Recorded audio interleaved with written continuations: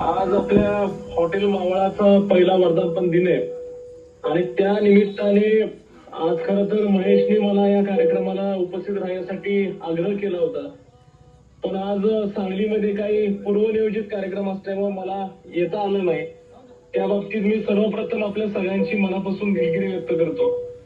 पण आज तरी माझी उणीव भासून द्यायला नको म्हणून आमचे तरुण सहकारी सौरभ तात्या पाटील तिथं आलेले आहेत. रामभाऊजी वेताळ ज्यांनी आता नुकतं भाषण केलं ते आलेले आहेत. आमचे खेडेगावचे माजी उपाध्यक्ष राजू आप्पा इथं आलेले आहेत. चंद्रकांतजी मधने आहेत. त्याचबरोबर पंचायत समिती सदस्य माजी सरपंच विरवड्याचे अधिक सुर्वे, अजितजी मुळीक, सुशांत सूर्यवंशी, गोल्डन पवार, सागर हक्के हे सगळे लोक तिथं आलेली आहेत. खर तर आज मनापासून माझी इच्छा होती की या कार्यक्रमाला मला येता यावं. पण आज दुर्दैव